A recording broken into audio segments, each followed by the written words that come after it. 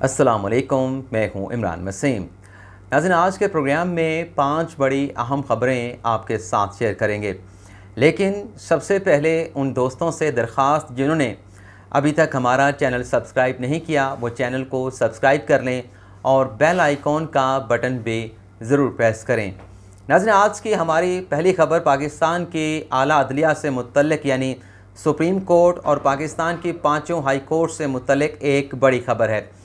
ख़बर नाज़रीन यह है कि आज हुकूमत पाकिस्तान की जानिब से आला अदलिया के जजेस की तनख्वाहों और मरात में 10% इजाफ़ा कर दिया गया है।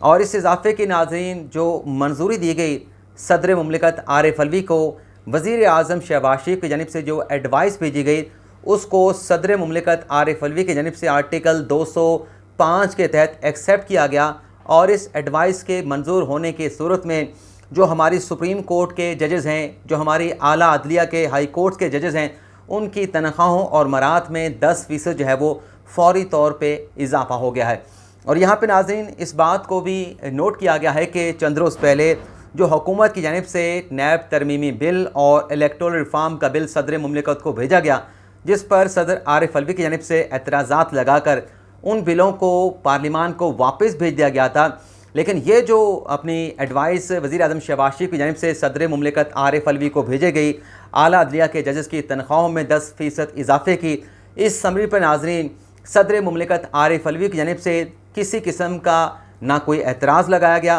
बल्कि किसी हिचकिचाहट के बगैर इस समरी को फौरी तौर पर सदर मुमलिकत आरिफ अलवी की जानिब से एक्सेप्ट कर लिया गया है, मंजूर कर लिया गया है। और इस अप्रूवल के बाद अब वजारत कानून की जानिब से इस एडवाइस की मंजूरी का बाकायदा तौर पे नोटिफिकेशन जो है वो जल्द जारी कर दिया जाएगा। नाज़रीन, हमारी दूसरी खबर जो चंद रोज़ पहले लाहौर की सेशन अदालत की जानिब से वज़ीर दाखिला राना सनाउल्लाह के ख़िलाफ़ जो मुकदमे के इंदराज का फ़ैसला दिया गया, आज नाज़रीन लाहौर हाई कोर्ट ने उस फ़ैसले को मुअत्तल कर दिया है। हम आपको ये बताएँगे कि ये फ़ैसला जो राना सनाउल्लाह और पुलिस के ऑफिशियल और एहलकारों के ख़िलाफ़ मुकदमे के इंदराज का दिया गया था, इस मुकदमे को किसकी दरख्वास्त के ऊपर, फ़ैसले को किसकी दरख्वास्त के ऊपर सस्पेंड किया गया। नाज़रीन, ये एक कांस्टेबल हैं अपना मोहम्मद असलम, जिसे उस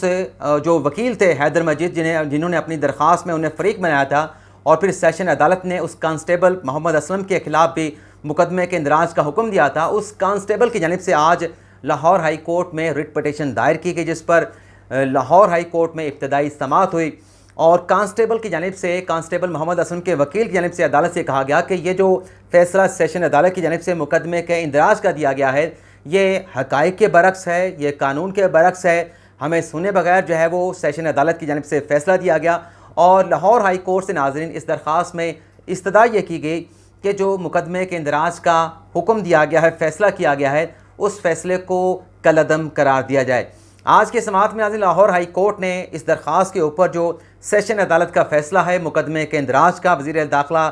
राना सनाउल्लाह और पुलिस के ऑफिशियल के ख़िलाफ़, उससे इब्तदाई समाअत में जो है वो सस्पेंड कर दिया है। और आइंदा इस समाअत के लिए, आइंदा की समाअत के लिए जितने भी मुतल्लिका फ़रीक़ैन हैं जिनकी दरख्वास्त के ऊपर सेशन अदालत ने मुकदमे के इंदराज का हुक्म दिया था, उन्हें आइंदा समाअत पर सालतन या वकालतन पेश होने का हुक्म दे दिया है। तीसरी नाज़रीन, आज की जो हमारी खबर है, जो पाकिस्तान तहरीक-ए-इंसाफ देखती रह गई और हुकूमत की जानिब से एक बड़ी कार्रवाई, एक बड़ा जो है वो एक बड़ी गेम डाल दी गई। ये क्या खबर है, ये क्या मामला है, इसकी तफसीलात जो है वो आपके साथ हम शेयर करते हैं। नाज़रीन, अभी जो कुछ देर पहले मैंने आपको बताया कि पार्लिमान की जानिब से हुकूमत ने 2 बिल मंजूर करवाए, जिसमें एक नैब तरमीमी बिल था, दूसरा इलेक्टोरल रिफॉर्म का बिल था। उन दोनों बिलों को सदर मुमलिकत आरिफ अलवी की जानिब से एतराज़ लगा कर वापस भेज दिया गया। और हमने आपको, अपने जो हमें फॉलो कर रहे हैं उन नाज़रीन को तो अपडेट होंगी, हमने ये बताया था कि ये जो बिल अभी सदर साहब ने वापस एतराज़ लगा के भेजे हैं, अब हुकूमत इन बिलों को पार्लियामेंट के मुश्तरका इजलास से मंजूर करवाएगी। तो आज नाज़रीन पार्लियामेंट का मुश्तरका इजलास हुआ। दोनों बिलों को हुकूमत की जानिब से बड़ी आसानी के साथ, कसरत राय के साथ, चाहे वो नैब का तरमीमी बिल था, चाहे वो इलेक्टोरल रिफॉर्म का बिल था, बड़ी आसानी के साथ जो है वो पार्लियामेंट से पास करवा लिया गया। और नाज़रीन इस डेवलपमेंट के बाद अब सदर मुमलिकत जो आरिफ अलवी साहब हैं, उनके पास कोई ऑप्शन नहीं कि इन बिलों को वो एक्सेप्ट करें, इन बिलों के ऊपर वो दस्तखत करें। लेकिन अगर नाज़रीन पार्लियामेंट के मुश्तरका इजलास में मंजूर किए गए इन बिलों को अगर सदर अलवी की जानिब से एक्सेप्ट नहीं किया गया, तो फिर दूसरी सूरत ये होगी कि एक सर्टेन पीरियड के अंदर ये दोनों बिल जो हैं ये ऑटोमेटिकली खुद जो है वो कानून बन जाएंगे। वजारत कानून की जानिब से इनका नोटिफिकेशन जारी कर दिया जाएगा। बेशक नाज़रीन सदर साहब की जानिब से इन बिलों पर एतराज़ भी लगा दिया जाए, तब भी एक सर्टेन पीरियड के अंदर ये जो दोनों बिल हैं, नैब तरमीमी बिल और इलेक्टोरल रिफॉर्म का बिल, ये ऑटोमेटिकली एक मखसूस मुद्दत के अंदर मंजूर हो जाएंगे और वजारत कानून आइन के तहत पाबंद होगी कि इन दोनों बिलों का जो गज़ट नोटिफिकेशन है उसको पब्लिश करवाया जाए। अब चौथी खबर की नाज़रीन हम बात करें, जो एक बड़ा फ़ैसला किया गया है मुस्लिम काफ की तरफ से कि सियासी इख्तलाफात पर हतमी फ़ैसले के लिए फ़ैसला कुन इजलास बुलाने का फ़ैसला किया गया है। और वैसे नाज़रीन इस खबर की डिटेल बताने से पहले आपको याद होगा कि चंद रोज़ पहले जो दोस्त मुझे फॉलो करते हैं या मेरे जो दोस्त हैं हसन अयूब, जो ट्विटर के ऊपर ख़ासे ज़्यादा मुतहरक नज़र आते हैं, हसन अयूब ने नाज़रीन 2 रोज़ पहले एक ट्वीट किया कि चौधरी शुजात हुसैन ने एक फार्मूला तय कर दिया है और वो फार्मूला ये है कि पंजाब में अगर हमजा शहबाज शरीफ के ख़िलाफ़ कोई एक्शन PTI लेती है तो काफ लीग उसका हिस्सा नहीं बनेगी। और फार्मूले में चौधरी शुजात हुसैन ने यह भी तय कर दिया है कि हुकूमत पंजाब की जानिब से वज़ीर-ए-आला पंजाब हमजा शहबाज शरीफ की जानिब से परवेज़ इलाही, मोहनिस इलाही के ख़िलाफ़ किसी किस्म की कानूनी कार्रवाई या मुकदमा का इंदराज नहीं किया जाएगा। इस खबर पर जो नाज़रीन ट्वीट किया गया हसन अयूब की जानिब से, उसे कोट करके मोहनिस इलाही साहब ने कहा कि हसन अयूब से कि आपके सोर्सेज जो हैं वो गलत खबरें दे रहे हैं। और एयरवाई न्यूज़ से कहा गया कि आप अपने नेटवर्क के ऊपर ऐसी फ़ेक न्यूज़ क्यों चलाने की इजाज़त दे रहे हैं। तो हमने कहा था कि हसन अयूब की खबर दुरुस्त है। हसन अयूब ने अदम एतमाद की तहरीक के पहले से लेके अदम एतमाद की तहरीक के दौरान और अदम एतमाद की तहरीक के बाद जितनी खबरें दी हैं उसमें से 99% खबरें जो है वो हसन अयूब की बिल्कुल दुरुस्त साबित हुई हैं, करेक्ट साबित हुई हैं। उसमें कोई भी फेक न्यूज़ नहीं थी। आज नाज़रीन जैसे डेवलपमेंट हुई है, वैसे तो कल डेवलपमेंट हुई कि जो अपना हुसैन इलाही साहब हैं उन्होंने काफ लीग छोड़ने का फ़ैसला कर लिया। आज नाज़रीन खबर ये सामने आई है कि जो चौधरी बरादरान के माबैन इख्तलाफात हैं, इन इख्तलाफात के ऊपर हतमी फ़ैसला करने के लिए अहम इजलास बुलाने का फ़ैसला किया गया है। उस इजलास में 3 चौधरी साहबान, जिसमें चौधरी शुजात हुसैन, चौधरी परवेज़ इलाही और चौधरी वजाहत हुसैन शिरकत करेंगे और इस इजलास में मुस्लिम काफ के मुस्तकबिल का फ़ैसला किया जाएगा। और इस खबर में नाज़रीन मज़ीद बताया गया है कि जो काफ लीग के अरकान असम्बली हैं और जो काफ लीग की पार्टी की तंजीम है उसका इजलास बुलाकर भी पार्टी से मुतल्लिक फ़ैसला किया जाएगा। ग़ालिबन एक व्लॉग में मैंने आपको बताया था कि ये जो इलेक्शन कमीशन का फ़ैसला आया है जिसमें 25 मुनर्रिफ अरकान को डी-सीट कर दिया गया है, उन 25 अरकान के डी-सीट होने के बाद अब नवाज़ लीग ने चौधरी शुजात हुसैन से रब्ता किया है और हमने कहा था इस बात का इम्कान मौजूद है कि अगर हमजा शहबाज शरीफ को किसी किस्म के एतमाद का वोट लेना पड़ा या अदम एतमाद की तहरीक का सामना करना पड़ा तो जो काफ लीग के 10 वोटर्स हैं पंजाब असम्बली में,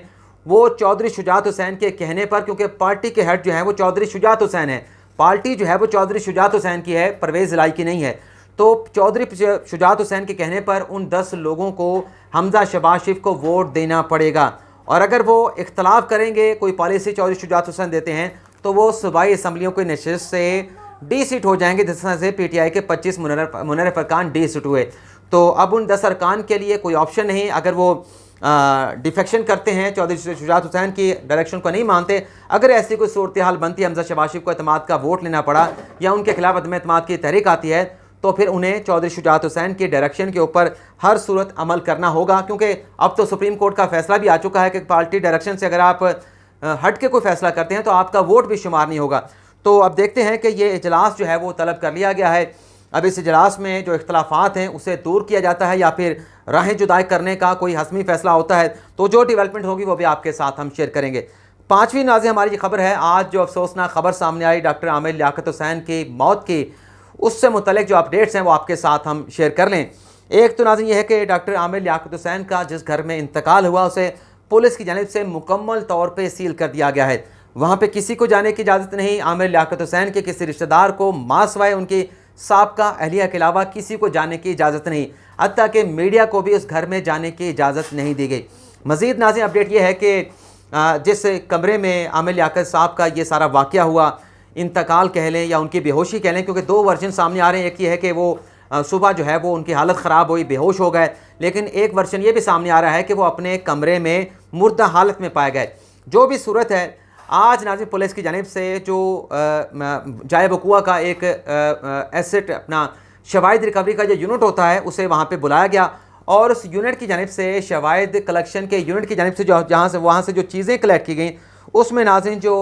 2 मोबाइल फ़ोन थे डॉक्टर आमिर लियाकत हुसैन के, वो वहाँ से रिकवर किए गए। और जो अद्वियात इस्तेमाल करते थे डॉक्टर आमिर लियाकत हुसैन, उन्हें वहाँ से रिकवर किया गया। जो उनकी खाने पीने की बची हुई चीज़ें थी उन्हें वहाँ से रिकवर किया गया ताकि उनका भी मेडिकल एग्जामिनेशन करवाया जा सके, उसमें कोई चीज़ तो नहीं थी। और इसी तरह से दीगर जो वहाँ पे अशिया मौजूद थी उन्हें भी पुलिस की जानिब से रिकवर कर लिया गया ताकि जो तहकीकात है उसमें पता चल सके कि आमिर लियाकत की मौत की वजह क्या है। वैसे तो पोस्टमार्टम उनका भी होना है आमिर लियाकत हुसैन का, उनसे पोस्टमार्टम से मुतल्लिक भी 3 रुकनी मेडिकल बोर्ड तश्कील दे दिया गया है जिसकी सरबराही डॉक्टर समिया करेंगे। और अब ये खबरें सामने भी आ रही हैं कि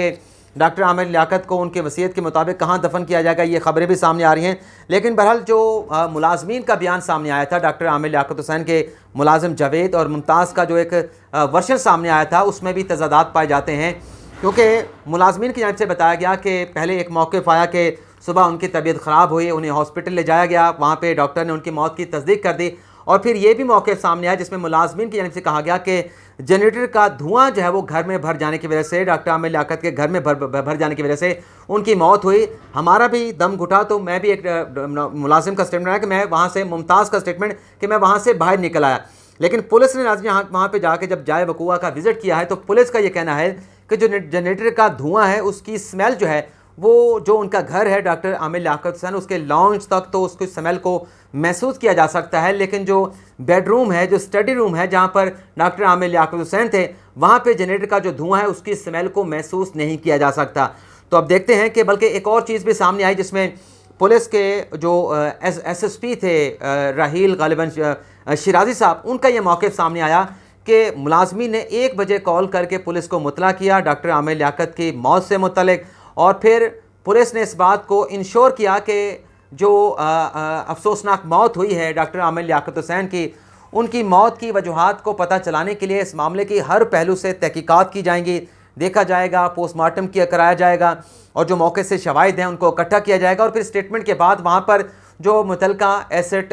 रिकवरी यूनिट कह देता हूँ, शवाहिद कलेक्शन का जो यूनिट है पुलिस का, वो वहाँ पर पहुँचा और वहाँ से तमाम मवाद जो है वो इकट्ठा कर लिया गया है। अब देखते हैं कि पोस्टमार्टम रिपोर्ट में क्या कहा जाता है और जो उसके साथ साथ जो पुलिस की तहकीकात है वो इस मामले को किस रुख जो है वो लेके जाते हैं। और छठी जो नाज़रीन मुख्तसर सी खबर जिसका मैंने इंट्रो में जिक्र नहीं किया, नाज़रीन मकसूद चपरासी का आज इंतकाल हुआ, अफसोसनाक खबर। इस खबर के बाद नाज़रीन अब PTI के लोगों की जानिब से कहा जा रहा है कि इस मामले की तहकीकात करवाई जाएँ। शहबाज गिल ने कहा है कि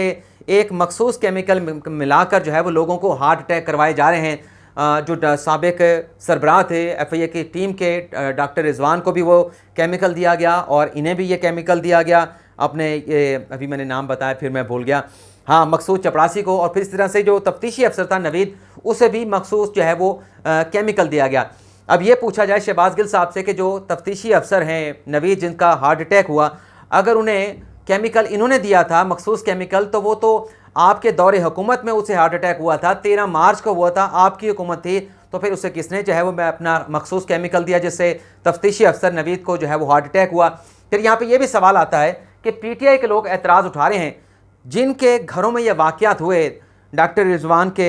उन्हें हार्ट अटैक हुआ, तफ्तीशी नवीद को हार्ट अटैक हुआ, मकसूद चपरासी को हार्ट अटैक हुआ,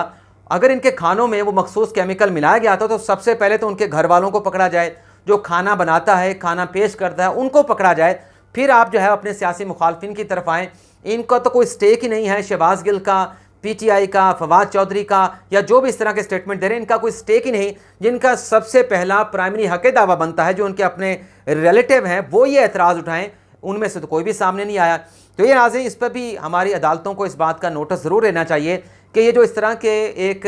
बयानात दे के, एक दूसरे की पगड़ियाँ उछाल के, दूसरों के किरदार के ऊपर डाउट्स, और ख़ास तौर पे जब किसी का कोई मौत हो जाती है, मौत का अफसोसनाक वाक़या पेश आ जाता है, उस तरह के मामलात में लोगों के जहनों में इस तरह का जहर भरना, जहर घोलना, उसके पाकिस्तान के मुआशरे पर क्या असरात हो सकते हैं, किसी न किसी फोरम को तो इस मामले का जायज़ा लेना ही पड़ेगा। लेकिन हम आपसे इजाज़त चाहेंगे। अल्लाह ताला आपका हामी नासिर हो। दुआओं में याद रखिएगा। अल्लाह हाफ़िज़।